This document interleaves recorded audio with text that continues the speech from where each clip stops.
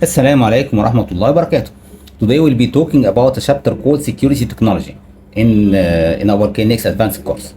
Security technology not to be confused with secure technology. Secure technology is talking about how to protect my system against cyber attacks, okay, like hacking, like sniffing, something like that.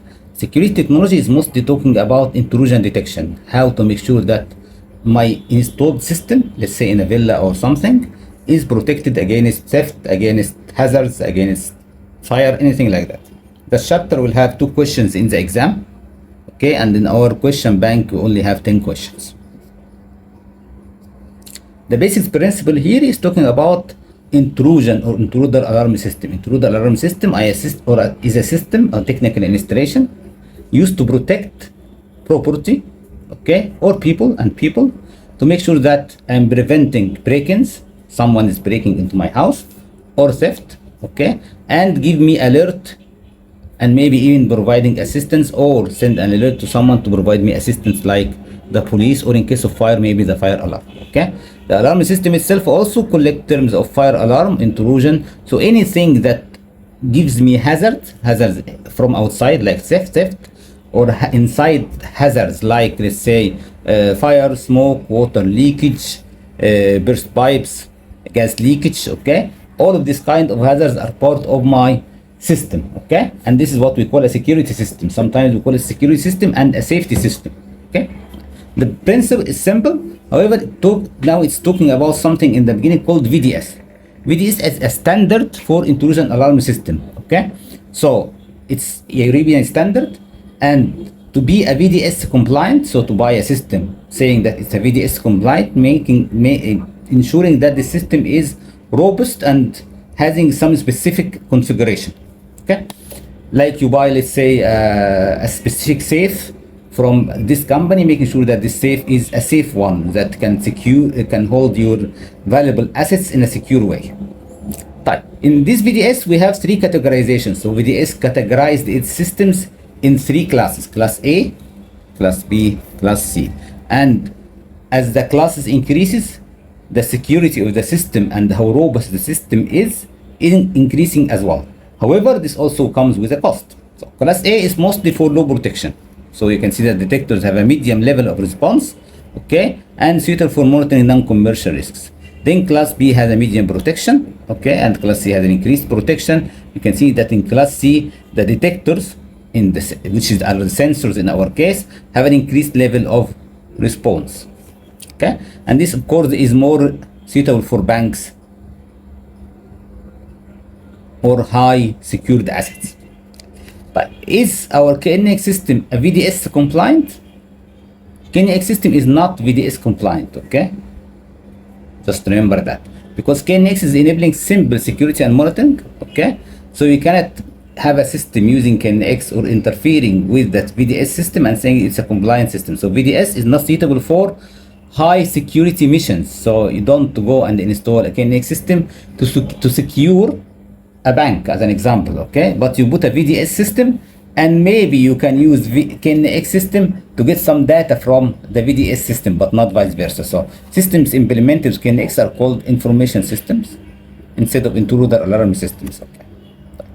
What is the VDS system looks like? VDS system will have an alarm system, which is something like a box, okay, or an alarm panel, and it has some inputs and outputs. Mostly the inputs are push buttons or maybe sometimes keypads, mostly to activate and deactivate the system. So if I'm normally in the house, the system is deactivated, disarmed, and if I'm going outside the house, then I need to activate the system, meaning I can push a button here to get the system activated. And if I'm coming back from the house, then I need to push a button to deactivate the system. But most of the new systems will not just work with a button, but you need to also enter a PIN number or a password, okay. The system will also contain mostly detectors or sensors like the window contact or motion detector, which is connected to the system, and if the system is armed, then whenever you have a movement detected by the motion detector or someone opened a door or a window, the system will detect that this represents a risk, maybe an intrusion, and give you an alarm. Once you have an alarm, then You can have maybe some lights turned on. You can have a horn, which is a big siren. Okay, maybe you got a message on your mobile. Maybe you got a message to the police station. Then actions will be taken. Okay, where my KNX system can be interfere in that, to make sure that the system is VDS, meaning that it's a VDS system, so alarm system is from VDS. It's a compliant VDS, and all those detectors are VDS as well. If I want to interface this system with KNX system without compromising the security of the system, then in this case KNX can only be used as information only. Meaning what? My KNX system, let's say that screen or the touch panel or the mobile application, can only take information from the intrusion system, from the VDS system. It cannot influence the VDS system at all. So it's only communications, only unidirectional, coming from the VDS to my KNX. Okay, not the other way around. Okay, so I'm just using my KNX system to read some information from the VDS system. In this way, my complete system is VDS, and I can still use my KNX system somehow. Okay, if I don't have a VDS system, so it's not VDS compliant. In this case, it's already not compliant, so I can use even KNX now to arm the system. So if I can use the KNX system to arm sensors, or to give data to sensors, or to read direction. But now the system is not VDS. The same system is here, but I'm using KNX now in more directions. Okay, let me see something. And in the system as well, I can use VDS devices connected via the KNX system itself. So the alarm system is connected to the KNX, and all those devices are connected via a bus. Okay, so I'm using alarm control unit, not VDS. The system is not VDS. However, I can use the devices coming from VDS, which is much better. Okay, and the KNX component can be used repeatedly for different functions. Meaning what? Meaning that if I'm using here, let's say a motion sensor from KNX, then if the system is armed, then the motion sensor will detect the motion and see that as a threat. But if the system is not armed, then I can use the same motion sensor to let's say make my lights on, or make my AC on. So I can use it in the security system as an intrusion detection system, or can use the same motion sensor as a comfort sensor. Okay, so the way is very simple. I have alarm system, okay, and I have devices connected. I have window contact sensor, I have motion sensor, then I have actuators going to the siren, actuator going to the light, and then keypads or push button to activate the system or deactivate the system. Or I can use that from the visualization software as well. I can use the visualization software, the mobile app, to activate or arm the system or disarm the system. Okay, and then I can use the system as a KNX system, okay, with a normal alarm system which might not be VDS. Okay, and another way is that I get rid of the alarm system panel at all, and then use my visualization system to control that. So my visualization server to make the scenarios and the scenes which will have the security function. Meaning that if the system is armed, it can be a scene. Then if Windows contact is open or motion is detected, then you have to send a message to the police. You can also make the siren on, lights on, maybe, and the landscape on, something like that. How can I activate the system? From visualization or from the keypad. And this system, of course, is not VDS at all. Okay, but it's better to use VDS components, because at least we know that VDS components, like the motion detector, okay, are highly secured ones. If I'm using this kind of system, this is not used for, of course, banks or hard security facilities. It can be used for lower security facilities. Okay, but what should I put in my mind if I'm designing a system like that? First, the medium must be protected. So the cables connecting the sensors to your system should be protected. These cables might be KNX cable, TP cable, or if I'm using a sensor and connecting the sensor to a binary sensor, this binary input is going to the KNX, then the cable between the sensor and the binary input should also be protected. Okay, making sure that no one is cutting this cable, and if the cable is cut, then the sensor will not detect anything because it's connected, and then thieves can do whatever they want. So this should also be protected. Okay, then my voltage should be, of course, robust, and it's better to put your security devices in the topology on the main line. Remember, in the topology we can have a main line and then secondary lines connected via couplers, line couplers.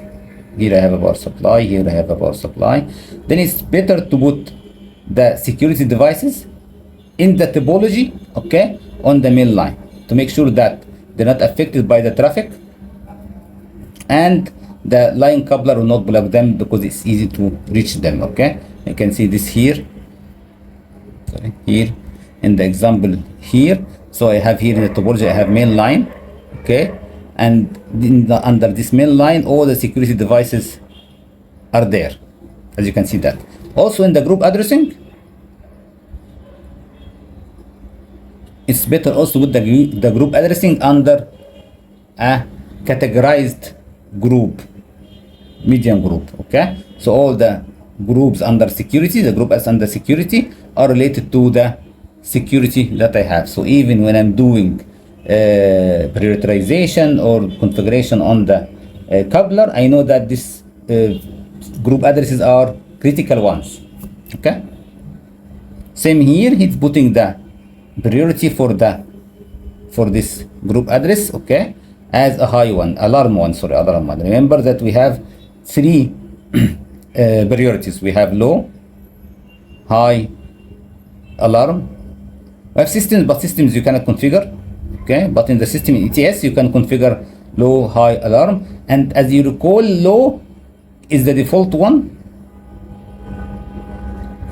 and if you want to make sure that your telegram is passing without waiting, then you have to increase the priority. So the alarm is the one suitable for our security devices. Okay, what else can I do to make sure that my system is robust? Then also you need to protect the, let's say, the high risk devices. So in our case, it's the power supply of the KNX, because if the power supply is failed, then the whole system is almost failed. Then it's better to put a UPS, interruptible power supply, or a battery module to give power to the power supply of KNX. And any other critical device, let's say a door sensor, then or a motion detector sensor, it's either better that you have a battery powered one, okay, if it is not connected directly to the KNX. If it's connected to KNX directly, then it will be powered by the KNX power supply. But if it's the one that's connected via binary input, then it's better to have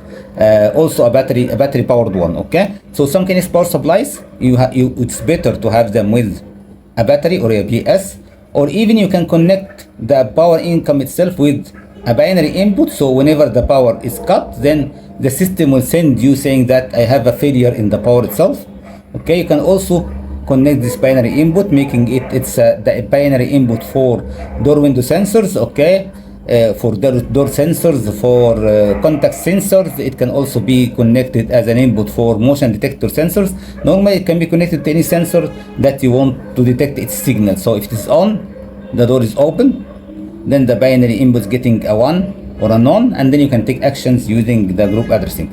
Same thing for binary output here, that I can take an output from this binary output and send a signal to maybe a siren, okay, or I can send a signal, by the way, to an actuator, normal actuator connected to a siren. Okay,